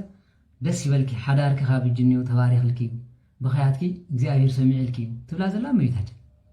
أنت ولادت أملاك حدارنا تتواريخ دا خل ندم خن نعا قبر اللي مركاد دا وسن دا لوكاد دا بحنسا كوينا نحرف بلي لوم زير أخي هيوت أبيوت كطريقي دسي بالكي كم عيلاتا تمسكن تأملاخ تاي خريين نسات بيزلا ننساحك ولا نيمو إلى تحسب زلا لك نساخ توصل لخونا يصلت بتا أبقرا ودي أحيزو يقرب لله تاجر كان بقى يقرب لله زو عنكو بعلي زفط ملو مع الخاب أكاري فصفص إنه بلقل خو صوعيلو كاون دحار دما نعاخذ زغبركو بقى خمسة أملاخ مسي ويل خاويل خاز بلن زل خوين سمن أي صراحة كون لما عتي يقرب لله أما جرشا بغي تباغيهم تلاقي شب حق دي تقول أما جرشا نسأل أي جزء لي أنا خاب الجنيو نعاخ أملاكي نعاي أملاكي نعاخ فتاريخي نعاي فتاريخي نسقي خندزي الناس أقدر خلقها أنا حنت مع الخنزي مقباري كمان تقرني كمان دهار ناس اللي من جمر نسوز بلس أخوي هذا معالتي سواء سبيتم كينهم كم زم حبر يودسوا يدولوا لي أنا عين مسكر سلزخون كنا تجزا جرمني لك إنسان كودس خلوت يسيل قدسان برهاني ولا لازم جزا خميس وليم تملكت مالك كبر حدارز بهالنزي أما جرشان داود خلوا 10 سرح دقيقة مثل خمة نصار ما سواء بعال سر خم لما نجزا يردم مش أكن هيلا እመቤታችን ክርትም ሚላት ሳውዳ ያማለት አመጨረሻ ውዳሴ ገሪባሳ አይ እንት ተበልኳስ ዋ እመቤታችን ተሳቀንላ እንታ ሆንክ ተሳቀን በልያ ንስኽስ ድኻምር ይኽዲ ከምዚልኪ አንስ አጋጣሚ ወላድ ካምላ ግን እጂ ተመልከቱ ከምዚ ዕላል አይለመድናን እመቤታችን ስሒቃ ክበሃል ሰሚዕኩም ስለዘይ ትፈልጡ እመቤታችን ምስሓቃ የባሳጭወኩም ኣሎ ናይ ብሓቂ ዝብለኩም ኣለኹ እመቤታችን ክትሳብሪኹም አይትፈልጡን ርኢና አይንፈልጥን ሰሚዕናውን አይንፈልጥን ነዊሕ ዘመን ኮይኑ ብዘይ ካነ መነኮሳን እመቤታችን አዲዮም አይመስለናን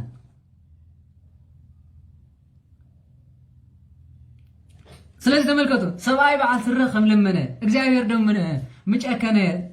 በፂሕም አጋጣሚ ብፅሑፍ ስለዝኾነ እዮም ከም ኢሎም አጋጣሚ ሸዓግን ንሱ ደኺሙ ስራሕ በርቲዕዎ እንደገና ከዓ ተንበርኪኹም እዮም ጉሰስ ዝብሉ አይ ነቶም ጸሎት እግዚአብሔር አምላኽ ይስማዕ حلنا خاص سبر صلاه يمصلي ስለዚህ አምጻ ቢላ ንሳ ስለተመረዕ ዝነበረት ምርዒ ይልዋ ጀሚር ላ በስማሚት ምርዒ ይልዋ ነዚ ምድር ቤት በዚ ብርኮም ገይሮም ጎፈፍ እንዳብል ይምዘሩ አነ እኮ ቪዲዮ ገይረ እኮ ይከታተላለሁ ከምዚ ለ ታይም ገብሪ نعم ሳና ነመስግን በሐንሳይ حራ ሰብአይ በዓል ስረ ከብለመነ መድኃኒ ዓለም ዶ ምጨከነ ትብላላ ንሱ ደኺሙ ጎርበስ ይል ማለት እመቤታችን ክርትም ይላል ድሕሪ መጨረሻ ምጽ ኢላ አተስዩ ይላል ተስ ጸላኢ ኻኹም እዮም ድፊእ ይበልልካ ዝወደይ ንሳ ዝረአየት ተኽትሪ ነው ድማ ህይወትካ ድማ እግዚአብሔር ሃዘይ ትፈልጥ ተባሂሉ ስጋብ ገዳም ሳዝተዋሃበ ጸጋ ንሰብ ስለ ዘይንገር ብጣዕሚ ገሪምን ማለት ካብን ሓርም ዛና ዓጽኻ በዚ ለና ተወላሪት አምና ከምዚኦም ዝመሰሉ ቅዱሳን ኣብ ዝማሕበር ኣለዉ ንስኻትኩም ትፈልጦ በቃ በዓልቲ ጥራይ ጻድቕ ዝፍጠር ንሶም ዳ ቀደሞም ጻድቃን እዮም ኣሕዋተይ ካብታ ማህፀን ኣዲኦም ገዲፎማ ዓለም ኣይጠቕመኒ ስለ ዝበሉ ዋላ ብስጋ እኳ እንተተጋገዩ ንእግዚአብሔር ተገዚኦም ስለ ዝኸዱ ምስ መነኮሳን ኣይኮንናን ንመሳሰል ኣብ ዓለም ጻድቕ የለን ማለት እዩ ካህን ኮይኑ ጻድቕ የለን ማለት እዩ ዲያቆን ኮይኑ የለን ማለት እዩ በዓልኹም ኣቦታት እኳ ንበዓልኹም ፍረ ጽድቂ ከምዘይ ምልከተኩም መዓልታዊ ካብ ቃልኩም ዘረ ካህን ዝበሎ ይትበልኩ ኢልኩም ካህን ዝገበሮ ኣይትግበር ኢልኩም ናይኹም ንስኹም ዝገበርኩም ከምዘይ ንገብር በቃልኩም ምስክር ስለ ዝሃብኩም ሓሳብኩም ናይ እግዚአብሔር ኣይኮን አምላኽ አቤትና ኩሎም አለው እንተዘይሉ ስለ ቅዱሳን ከምዚ ገርና 10 ጊዜ ምሰማ ይምዘልልናን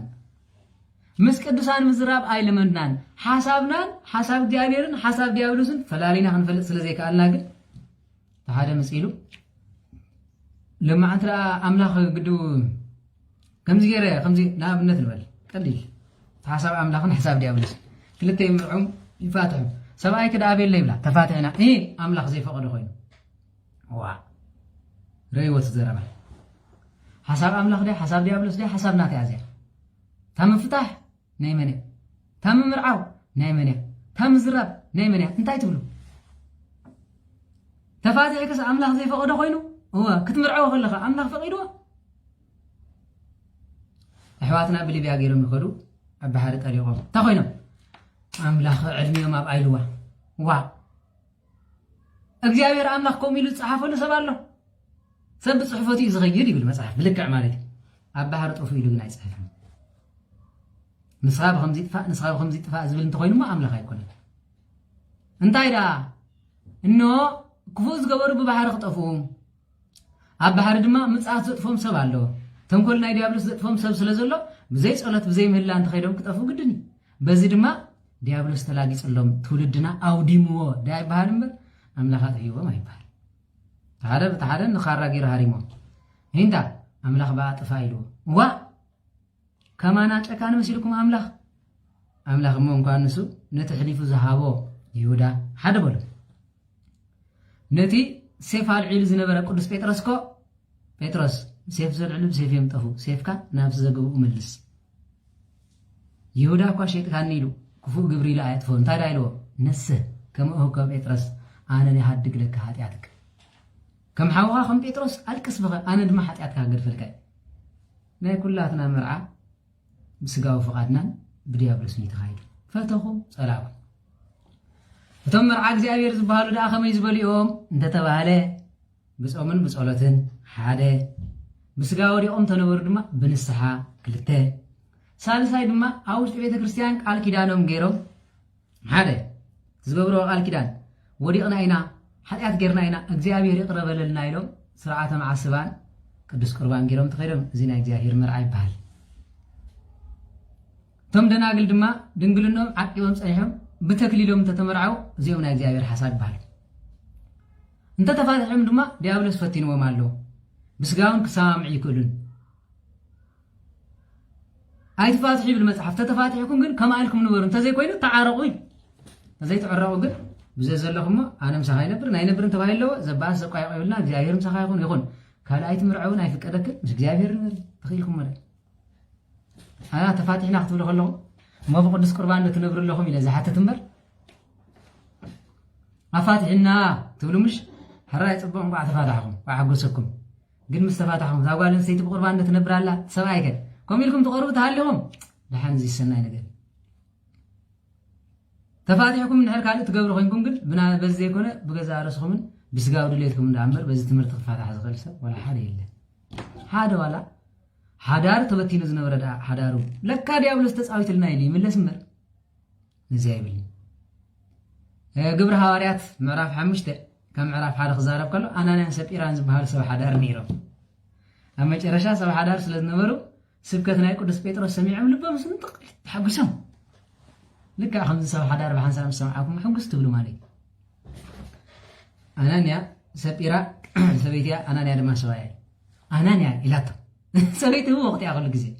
أبيت سبيرا أيوة إذا قد سبيترو زبالة سميع كار زلكم قريبكم صعبني له هو زلاتنا جزا سيدنا مسوي من منكم سلات تغلي أيوة هو الراي أنا حسابكم زي فلتكم مرح الراي ده صلتي عاتتم زي أبير أملاك كوي حرقي من نحر زي بلنا مساخ النبر فقار كاري مسكودس بيتروس كنصنبر አይበሉም بسمعت نزاغزم شيء ابيلما ناقودس بيتروس كخلو ومصا شيطان وزرع كفا حساب ابلبم دما زره نسفيرا مصيو ابلبا كفا حساب زرع لاي شعوب لبان دا 33 صنيعه ابلبا حزا تسقيت ولكا نانانيا يلاتو ابيت እዚ ንብረትና ሸይጥና የለና ወ ስማዕ እስኪ صباح ጎይታ ተሰቂሉ هواريات من ما يقدروا فلو من زبل عسته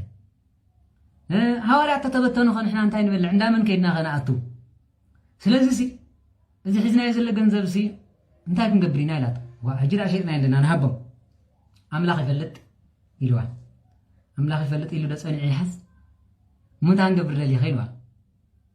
نسخن بخي سبيتي ما خرتين تان قبري لوان صبغ حساب مار أنا سنتاي لحاسبي لا صبغت حساب يا منفساوي تابناتها مالتي قد ناي سيطان كتمرمر ناتك حساب يزرليك ناي እግዚአብሔር ناي سيطان كتمرمر እግዚአብሔር ናትና አምሮ ይብናይ ስለዚህ ገሊኹም ቃለ ወንጌላይን ፈልጥን መዝ ሰብዚ ጠንቋላይ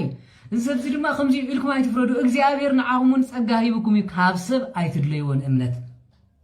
ኖ ካብቲ ዝበሃል ዘሎን ካብቲ እምሮኹም ተጣቂምኩም ኖ ድማ ግዜን ቦታን ሂብኩም ዳኺር እምበር ንምፍራድ አይትገዩ አናኒ ሓንሳብ ብስምዒት አዊራ ገዛ ሸይጣቶ ብስምዒት ማለት كتمنكس حاسبات صديقة بقى وديا دهري جزاء مشيت ترمات جنزب سر كل حاتي يقول مسحة متعرشان ده من تايل أنا كبر هو محمد على صباح على سي نابنت عشرة شحت شيطان بالله تن عصر تشح نقبر رنيلات هاي تن عصر تشح لما حمش تنما قلنا أنا نسخان من داودات أنا من داود حزنين نخيد نقدس بيت رسك عزيزين جنزبنا أنا بليله نسخة حاسيب صباح عصر حاسيب كيلوان سلازي ده حساب دي حساب نايمنه ناتا حساب ده ناي ديابلوس حساب ينبرل كايمبر فصامين عايز ملكت እግዚአብሔር መፍቀሬ ጥበብ ቅዱስ ሰሎሞን ታይል ወድሰብ ጎዕዞ ከጓዓዝ ይጅምር يحاسب فصامي يግርመኒ እግዚአብሔር ሰብ يحاسب አምላክ ይፍጽም ሰብ يحاسب ዲያብሎስ ድማ አብ ዓዘቅት ይወድቅ ስለዚህ ሐሳብ ሰብን ሐሳብ እግዚአብሔርን ግን በዛን ፈልጠ ይገባል አመጨረሻ ነዓዝ ሐሳብ ዚ ሰናይሉ ስለተጸበያ ዲያብሎስ አክቲዮም ሰሚሩ ና ቅዱስ ጴጥሮስ ኮይድ ከሎ ባህከ ጴጥሮስ መፋሃለው ከአቡነ ነነኒ ፈተውነ ከመንም በር ምስለከ አቡና መምህርና ቃልካ ሰሚዕና ገዛና ሸይጥና ምሳኻ ነብር መጺና ይሉ ወጸልም ገጹ ለጴጥሮስ ገጹ ጽምት ታቢሎ አናንያ ዛ ገዛዚ አናትከ አኔ ራኻ ቀደማ أنت حساب لما حساب كاي سلام أنت تقدمي تحساب كذا يقبل كايو حسابي جريء هل يبل كان يبلين أتجزأ قدمنا هتكاينيرو هجون تجنزبنا هتكايو كم زير كاجن منفس قدس نعين تتعلن لها أنا لا منفس قدس تلاقي ممري ዝገበር ካይን ኩሉ ይፈልጠ ስለምታይ ከም ዝገበር ፈጽም ዝገበር ኮ የለኒ ምክንያቱ ቅዱስ ጴጥሮስ ዝፈልጥ ይመስለን በል መንፈስ ቅዱስ ስለ ዝሓሰካ ንጽድቅ እውን ትበቅዕ ሰብዓ እንኳን መላእክት ጸልመት ጽበዩ ካለሉ ካብኣት ተሰይር ወዲቁ ሞተ ሰበይት ኸ በዚ ገይሮም ቀባሮ ሒዞም እንዳኸዱ በቲ ኣይረኣይዎን ሰበይት ኸ ዝመጽያ ኣበይ ጴጥሮስ ተሓንዶ መምህረይ ከመይለኻ ከም ዝናይሎም ማለት ንሽ ተንዳር ተማይር ከመኻ ዝበለ መምህር የለን ከለ ግደፍዎ እዚ መጥፊና ሸው ካብ ናይ ሰብኣይ ክፍሊ ሓሳብ ታያለኪ ትገንዘብ ናትኩም እዩ ስለምንታይ ከም ጌርክ ዝገበርኮ የለን ካልእ የብልክን ወ ሰብኣይ ክዝወሰዱ ንዓኺ ይውሰዱ ክልቲኦም ብሓንቲ ደቂቕ ሞት እዩ እግዚአብሔር ይሰውረና ስለዚ ሓሳብ ዲያብሎስ እንደተቀባቢልናሉ ኩላትና ክንመውት ግድን እዩ ኣይፋልን ኣብኣ ንጽናዕ እንተዘይኮነ እግዚአብሔር ጉልበት ይብናኒ ሎሚ ንዓድኻ ተመለስ እንድሕር ተባሂሉ ንዓዲ ተመለስ ኢሉ ጥፊዎ ክትምለሱ ትኽእሉ ኢኹም ኩልኹም ዓድኹም እንዲዩ መነባብሮኹም እንዲዩ ነቲ ዓድና ትፈልጦ ኢኹም ነቲ ዘሎ ካይዳ ትፈልጦ ኢኹም ኣነ ዝረኸበ ይርከበኒ ክነብር ዓዲ ቦይ እንዲ እግዚአብሔር ዝበን እንታይ ይፈልጥ እንድሕር ኢሉ ክትነብር ትኽእል እንዳተዋላወለት ትኸይዳ ግን ነዚኣ ስምዒት ኮይንዋ እዋ ሃገርና ጽባሕ ዝበና ረድኤት ኣሎ ከምዚ ተባሂል ተማሂርና ኢሉ ኸይዱ ስምዒት ኣብ ምስከደ ምስተበሎ ዲያብሎስ በቲ ይፍትኖ እቲ ጌም ዝፃወቶ ዝነበረት ቪድዮ ዝረአዩ ዝነበረ ፌስቡክ ገለመለ ምሳኣኖ ኣብ ኤርትራ ጢውጢው ኢሉ ድሓር ዲያብሎስ እንታይ ዝገብሮ ኢንተርኔት ይሕሸካ ቀደምኮ ኣብ ሊቭ ትመሃር ነርካ ኢኻ ምስ በዓል ኢፍሬም ነርካ ምስ በሎ ዲያብሎስ ከዓ ተመሊሱ ትምህርቲ እኮ ኣብዚ ከለዎም ኮ ይመሃር ነይሩ ቲክቶክ ይርኢ ነይሩ ንዓዲ ምስከደ ከዓ ዲያብሎስ ምስ እዩ ዝኸይድ ናይ ቲክቶክ መንፈስ ቲክቶክ ይብሉ ቀልጢፍካ ይትበልሉ እኳ ካልእ ከይመረካብ ዘለዉ ድማ ኣይሰምዑን እዮም ናጠንቋላይ ውዕሉ ገለ ምስ በሎ ዲያብሎስ እንታይ ዝገብር እምበኣር ክኸይድካ መሓድሽ ንሱዳን ይስደድ እዚኦ ሰብ ኣለዎ ጥቡቕ ልቢ ዘያስምሮ ለእግዚአብሔር ሰብ ጥቡቕ ልቢ ቁኑዕ እምነት ሃልይዎ ንእግዚአብሔር ኣየስምር ወዲቅ ከም ስለ ዝኾነ ኣብ እምነትኩም ጽንዓን ኮኑ ፍሕሶ ሰይጣን ተጋዲልኩም መታን ክትእሉ ድማ ኩሉ ግዜ ንወንጌል ልበሱ ዝበለና መጽሓፍ ነዚ ስለ ዝኾነ ሓሳብ እግዚአብሔር ሓሳብ ስለዚ ሓሳብ ናትና እንድሕር ሃልዩ ብጸሎት ነረጋግጾ ሰብ ዝሃበና ሓሳብ ተኾይኑ ድማ እግዚአብሔር ተሓወሰ ይኹን ኣቦታትና ክቋፀሩ ከለዉ መሰለን ተተራኸብና እንታይ መስለኩም ሃይ ኣምላኽ ይተሓወሱ ጓልኩም ሃቡና ውሰድዋ እግዚአብሔር ዘስመሮ ይኹን ኪዳንኩም የስምር ተባሂሉ ዝኸይድ ሎሚ ግን ባዕልኻ ትፋቶ ብስጋ ትወድቕ ምስ ተፋታሕኻ ናብ እግዚአብሔር ተጸግዖ እቲ ጉዳይና ማለት እዩ ባዕልና ብስጋና ተናዲድና ተዋዳዲስና ውላድ መፅኡ ቃል ኪዳን ዘይንገብር ውላድና እንዲ ቃል ኪዳን ናይ በሃል ሽዑ ፍትሕ ምስ መፅሕ ኣምላኽ ኣይፈቕደን ኣምላኽ ከበይ ነይሩ ዝጎድኒ እዚ ብልክዕ ቸርነቱ ኣሎ ግን ሓሳብ ኣምላኽ ነይሩ ኣብዚ ብስጋና ነዲድና ይኮንና ዝገበርናዮ ንኣምላኽ እዚኣ ሰበይቲ እዚኣ ንዓይ ተስምር ናባኻ ትቕርብ ቅዱሳን ትወልድ ድያ ኢልና ሓቲትናዮ ኣይሓተትና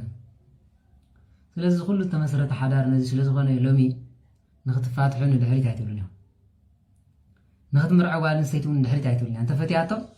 እዚ ናይ እግዚኣብሔር ሓሳብ ድዩ ኣይትብልን እያ እንታይ ዳላ ትጥምት እንድሕር ተባሂሉ ሓሳብ ናይ ልባ ጓል ኣንስተይቲ ሎሚ ልባ ስለ ዝተታሕዘታ እዩ ኣማሻሽጡ ኣካዳድኑ ስኑ ፀጉሩ ጭሕሙ ዓይኑ ቂጣሚጡ በዚ መፀ ዝበሃል ኣካላዊ ስለ ዝኾነ ልቢ ስለ ዘይርኢ ኩሉ ግዜ ኣብ ውድቀት እዩ ዝርከብ ሰብኣይ ድማ ኣብየት ኣካዳድና ከም ዝበለ ፀጉራ ናይ ፀጉሪ ስኳለ መምረፂ ይኮነ ተደልዮም ኣርቲ ትልጥፍዎ ተደልዮም ገለ ትገብሮ ከም ዝመስለ ኣዘራርባ ኬፍ ኣለዋ ዶ ገለ ደለዋ ቅርፃ ዶ ገለ ዶ ምፀት ቅርፀት ከብዲ ዝኾነ ሓዳር ሒዝካ እንዳኸድካ ከላ ሓሳብ እግዚኣብሔር ሓሳብ ሰብ ኣይትፈልጥን መንፈሳውነት ከ ዘመርቲ ኮይንኩም ከለኹም እግዚአብሔር ፈቂድልኩም ሰበኽቲ እኮ ኮይንና ኩላትና እግዚአብሔር ፈቂዱ ወይ ኣምላኬ ወይ ልሳን ዓድለኒ ንህዝብኻ ሰቢኸ ኣብ ንስሓ ከብፅሖም ዝብል ስለ ዘየለ ሎሚ ኣፉ ከፊቱ ኩሉ ይዛረብ ኩሉ ሓቀኛ ዝመስሎ ለዋህ ሰብ ይመስል ሽዕነቲ ሓሳዊ ተይሎማ ሓሳዊ ይብል ቲፎዘይ ዝኸውን እምበር ክምርምር ልቢ ይብሉ መን የለን ኣብ እግዚአብሔር ኣብ ልቡ ኣምላኽ እዩ ብሰምዖ ዘበለ ይጠፍእ ብዝረኣየ ዘበለ ድማ ይጠፍእ ኣሎ ስለዚ ስለ ዝኾነ ሰባኺ ክትከውን ንእግዚአብሔር ይሕተት መዝሙር ቅድሚ ካሴት ምሕታብኩም ስባኤ ይሕተት ሓሳብ ኣምላኽን ሓሳብ እግዚአብሔር ዓዲ እኳ ናብ ገዛ ክትቅይር ዓዲ ክትቅይር እኳ እግዚአብሔር ምስኻ ዝሰምረሉ ይኹን ይበሃል ነዚ ኩሉ ስለ ዝኾነ ሓሳብ ኣምላኽን ሓሳብ ዲያብሎስን ሓሳብና እንፈልጦ ሓሳብ ዲያብሎስ ካብ ግብሩ ሓሳብ ኣምላኽ ካብ በረከቱ ሓሳብ ሰብ ድማ ብጸሎት ጌርና ኣስምረለይ ብምባል ክንፈልጦ ዝግባእ እሞ እግዚአብሔር ኣምላኽ ናቲ ሓሳብ ክንሓስበሉ መንገዲ ይፍጠረልና ብበረከቱ ድማ ይምርሐና ካብ ወንጌል ቃል ክውስኽ ከለኹ ግብረ ሃዋርያት ከም ዝበልናዮ ጴጥሮስ ከዓ ኖ ምዕራፍ 5 ቁጥር 3 ቁጥር 2 ዘሎ ማለት ቅዱስ ያዕቆብ ድማ ምዕራፍ 1 ካብ 13 እስካብ 17 ከም ዝብል ኣምላኽ ብእኩይ ኣይፈታትንን ባዕሉን ንሓደ እኳ ኣይፍትንን እሞ ሓደ እኳ ምስ ተፈተነ ኣምላኽ ፈቲንኒ ኣይበል ኢሉ ዝያዳ ኣምላኽ ንዝፈትዎ ይፈቲንዎ ፈተና ኣምላኽ እሞ ካሊእ ንኢዮብ ንዝፈትዎ በዚ ግበረለ ኢሉ ንኣብርሃም ወድኻ ሰውአለ ኢሉ ንኢዮብ ድማ ንዲያብሎስ ሓሊፍይዎ ኣባና ግን ከምኡ የለን ጴጥሮስ ዲያብሎስ ከም ስርናይ ከሓሕየኩም ንዓኹም ሓተተና ኣነ ግን ከላእክዎ ኢሉ ስለዚ ከምቲ ናይ ኣብርሃም ዝነበረ ፈተና ከምቲ ናይ ኢዮብ ዝነበረ ፈተና ኣብ ሓድሽ ኪዳን ኣይተባሃለን ምክንያቱ ስርናይ ከም ስርናይ ገይሩ ከሓሕየኩም ለመነኒ ኣነ ግን ከላእክዎ ኢሉ በዚ ስለ ዝኾነ ቅዱስ ያዕቆብ ኣብ ምዕራፍ 1 ካብ 13 17 ከምዚ ኢሉ ኣምላኽሲ ብእኩይ ኣይፍትንን ባዕሉን ንሓደ እኳ ኣይፍትንን እሞ ሓደ እኳ ምስ ተፈተነ ኣምላኽ ፈቲንኒ ኣይበል ነፍሲ ወከፍ ግን ብገዛእ ትምኒቱ ተሳሒቡ ተሓባቢሉን እዩ ዝፍተን ድሃር ትምኒት ምስ ጠነሰት ከዓ ንሓጢኣት ትወልዳ ኢሉ ስለዚ ትምኒት ምስ ጠነሰት ንሓጢኣት ትወልዳ ሓጢኣት ምስ ተፈፀመ ድማ ንሞት ትወልዳ ኢሉ ኣቱም ፍቑራት ኣሕዋተይ ኣይትስሓቱ ጽቡቕ ውህበትን ውህበትን ካብ ላዕሊ እሞ እቲ ካብ ላዕሊ ወይስ ምምላላስ ጸሎት ዘልቦ ዘይብሉ ኣቦ ብርሃናት እዩ ዘውርድ እሞ እቲ ትደልዮ ዘበለ ኩሉ ብጾምን ብጸሎትን ዝተወሰነ ይኹን ደስ አይብልም ተመሊሱ ስለዚ ቅዱስ ያዕቆብ ኣብ ምዕራፍ 1 ካብ 13 እስካብ 17 ንኩሉ ሓሳብ ኣምላኽን ሓሳብ ዲያብሎስን ከመይ ምዃኑ መሊስልና እዩ ኤፌሶን ምዕራፍ 2 ቁጥር 3 ድማ ከምዚ ይብል ንሕና ኩላትና ከዓ ነቲ ናይ ስጋን ናይ ሓሳባት ድሌትናን እናገበርና ቀደም ብትምኒት ስጋና ምስቶም ምሳታቶም ንነብር ነበርና ከምቶም ካልኦት ድማ ብባህሪና ደቂ ቁጣዓን ሓጣን ነበርና ሕጂ ግን መንፈሳውያን ስለ ዝኾንና ንሓጢኣት ገሪፍና ይንኸይድ ኣለና ስለዚ ቀንዲ ቅልስና ምስ ስጋን ደምን ዘይኮነ ምስ መናፍስትና ይዛዓል ሓለቃ ኣየር ኣጋንንት ድማ ንኩላትና ይስሕተና ነበረ ኤፌሶን ምዕራፍ 2 ስለዚ ንኸደ ዝነበርና ደቂ ቁጣዓ ዝኾንና ኣሎ ወይ ድማ ብቁጣዓ ተወሊድና ሰናይ ክንገብር ዘይከኣልና ብሓሳብ ስጋ ኢና ተወሊድና ማለት ስጉእ ዘዝፈትዎ ዘዝበልዖ ዘሰትዮ ናይ ሎሚ ዘራርባ እንታይ ዊስኪ ሰትየ ዝወለድክዎ ስዋ ሰትየ ዝወለድክዎ ስርናይ መስር ረእዮ ዊስኪ ዝበልኮ ከምዚ ዳጉሻኒ ዝመስል እዚ ዳጉሻኒና ሰቲና እንዳተባሃለ ይዝረባ ባዕድና እዚ ስለ ዝኾነ እዚ መልሱ ማለት ካልኣይ ቆሮንጦስ ምዕራፍ 8 ካብ 16 17 ግና ኸቲቶ ምዕዶና ሰሚዑ በዓል ሰዓት ኮይኑ እዩሞ ብገዛእ ፍቃዱ ናባኻትኩም ዝኸደሞ ስለዚ ነቲ ምእንታኹም ኢሉ ኣብ ልቢ ቲቶ እዛ ፀዓት እዚኣ ዘሕደረ ኣምላኽ ስብሓት ይኹን ነው ኢሉ ቲቶ ነዚ እኳ ተሓሰበ እግዚኣብሔር ኣምላኽ ግን ኣብ ልብኹም ዘሕደረ መን ይበል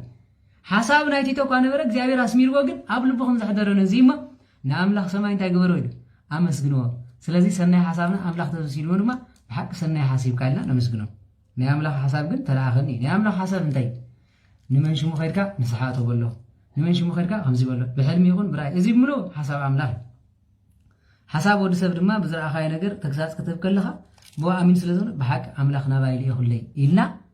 ነቲ ሓሳቡ ተቐቢልና ድማ ነመቓርሖ ሓሳብ ዲያብሎስ ነዚ ቅተሎ ነዚ ዕብሮ ነዚ ከምዚ በሎ ነዚ ከምዚ ገርካ ፅረፎ ዝብል ተኮይንኸ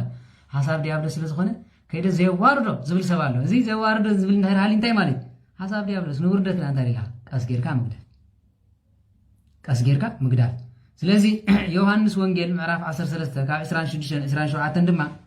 ጎይታ ድማ እቲ ኣነ ቁራስ እንጀራ ፀቢሑ ዝህቦ ንሱ እሞ ኢሉ መለሰ ሽዑ ቁራስ እንጀራ ፀቢሑ ንይሁዳ ወዲ ስምዖን ኣስቆሮታ ወሃቦ ድሕሪታ ቁራስ እንጀራ ኸ ሰይጣን ናብኣቶ ሽዑ ድማ ጎይታ ነቲ ክትገብሮ ቀልጢፍካ ግበሮ ኢሉ መሳለጢ ቅዱስ ቁርባን ሃበ ኢሉ ስለዚ ቅዱስ ቁርባን ናይ ዘለኣለም ህይወት ወይ ናይ ዘለኣለም ሞት ዘውህብ ቃል ምዃኑ ፈሊጥና ንኽንኣትዎ ይግባእ ዮሃንስ ምዕራፍ 6 ካብ 60 እስካብ 70 ጎይታ ድማ ኣነ ንዓሰርተ ክልቴኹም ዶ ሃርየኩም ኣይኮንኩን ሓደ ካብኣትኩም ግና ዲያብሎስ ኢሉ መለሰሎም ብምንታይ ብሓሳቡ ንኹሎም ዝሓረዮም መን እዩ እግዚኣብሔር ብሓሳቡ ሕርይነት ናይ እግዚኣብሔር ዘይተቐበለ መን እዩ ይሁዳ ስለዚህ ኣነ ንኹላትኩም ዳይሓረኹም ሓደ ካብኣትኩም ግን ብሓሳብ እንታይ ኢሉ ዲያብሎስ እዩ ስለዚህ ሓደ ካብኣትኩም ግና ዲያብሎስ እዩ ኢሉ መለሰሎም እዚ ዝበለ ብዛዕባ ይሁዳ ኣስቆሮታዊ ምስ ስምዖን ወዲ ስምዖን ከትሕዞ ዘለዎ ንስሞ ንሶም ካብኣቶም 12 ሓደ ስለ ዝኾነ እዩ ሉቃስ ምዕራፍ 22 ቁጥር 31 ስምዖን እነሆ ሰይጣን ከም ስርናይ ከሓሕየኩም ተመነየ ትምኒት ሰይጣን ድማ ተመልከቱ ንኣብነት ሓደ ቡዳ ነይሩ እንታይ ሓሲብካ ኢል ኣነ ኣመንዝርናን ውድቀትን ከምዚ ክገብረ ሓሲበ ነይረ ወይ ኣነ ካብ ድንግልና ከምዚ ገበርኳ ሓዳራ ከይፋታሕኳ ዝብል ኣሎ እዚ ሓሳብ መን ትምኒት ናይ መን ናይ ዲያብሎስ ትምኒት እዚ ሓዳር ምብታን ቤተክርስትያን ምብታን ክህነት ምብታን ናብራ ምብታን ገንዘብ ምብታን እዚ ብሙሉ ሓሳብ ዲያብሎስ ስለዚህ ገንዘብካ ዘይተቆጻጸር ተኾንካ ዲያብሎስ ተቆጻጺርካ ኣሎ ማለት ደቅኻ ንሰናይ ዘይዛረብ ተኾንካ ዲያብሎስ ተቆጻጺርካ ኣሎ ማለት ስለዚህ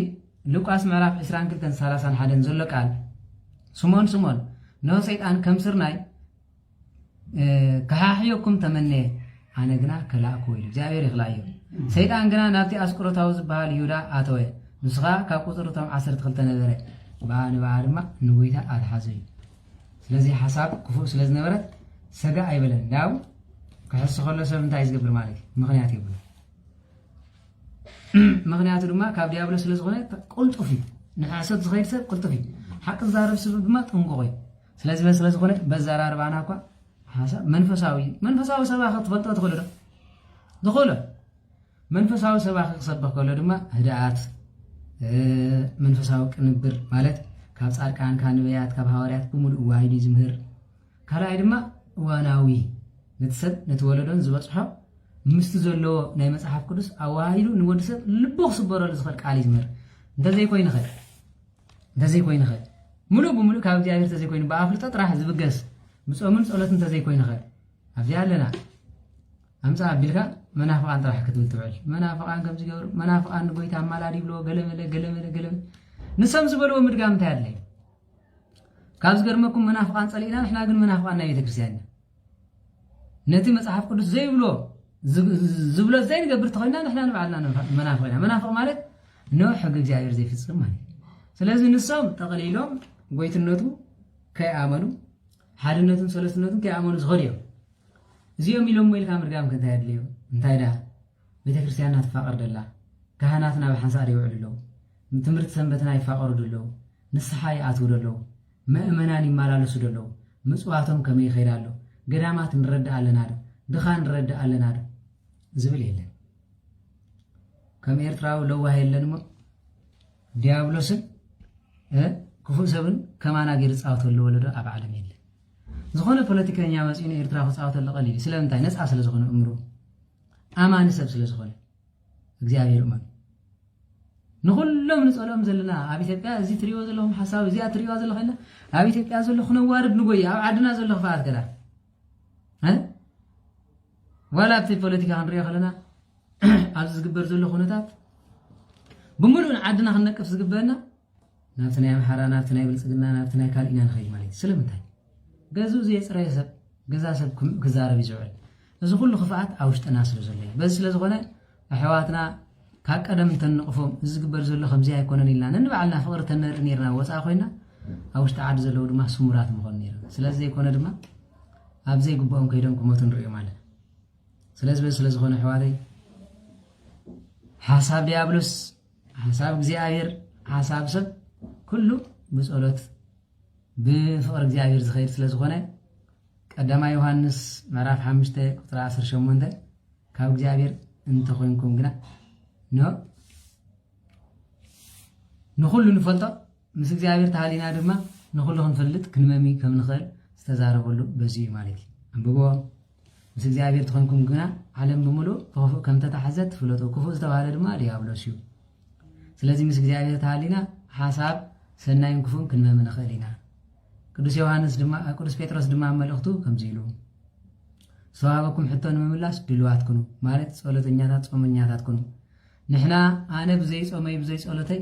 ቅልጥፍ ይብል ስለ ዝነበርኩ ሰይጣን ተባሂለ እዩ መጨረሻ ግን እግዚአብሔር ኣምላኽ ድልዋት ኩኑ ዝተባሃሎ መጽሓፍቲ ብምንባብ ኣፍልጦ ብምሕዳር بزيادة ما بصومن وصلاتن اسرات تخوينا سب كحتنا خلو ملسين سن سلامتاي ኣብ ዕዳጋ እንተውረድዎም ኣብ ኣደባባይ እንተቆምኹም እንታይ ክንብል ኢና እንታይ ክንምልስ ኢና ኣይትበሉ ሽዑ መንፈስ ቅዱስ ምስጢር ክገልጸልኩም እዩ ክትጽልዩ ከለኹም ድማ እንታይ ኢለ ክጽልዩ ከምዚ ኣይትበሉ ልብኹም አንጽሕኩም ኢድኩም ዘርግሑ መንፈስ ቅዱስ ስለኹም ክጽልዩ ሮሜ ምዕራፍ 8 ቁጥር 26 ዝመሃረና ዝገሰጸና እግዚአብሔር ክብርን ምስጋናን ንዑ ይኹን ነው 30 60 ሚት ፍሬን ፍሬሉ ድማ እግዚአብሔር አምላክ ያድልና ወስብሐት ለእግዚአብሔር ወለወላዲት ድንግል ወለመስቀል ክቡር ይታኮት ወይሰባህ ስሙ ለእግዚአብሔር አምላክ ወትሮ ወክል ጊዜ ወክል ሰዓት ይቆየን ስለዚህ አብዝኻ አኽለናይ ለማዓንቲ ተማሃርናዮ ኣብ ልብና ይሕድሮ ምስክርነት ርእይቶ ለማዓንቲ ይብላ ስለምንታይ ንእሽተ ስራሕ ስለዘላትኒ ናብ ማሕበራት ይኹም ክትምስክሩ ተደሊኹም ኣብ ትምስክሩ ተወሊኹም ሽሕ ሰብ ኣብያት ምሸት ስለዚህ ሰዓቱ እንዳርጋ ኸይዱ ስለዝኾነ ሓንቲ መዝሙር ጌርና ክንፋላለይና ማለት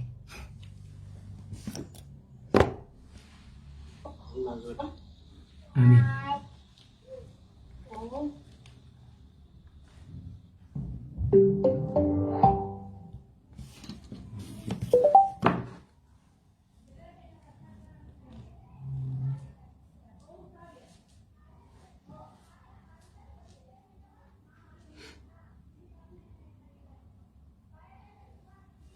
هراي سلسته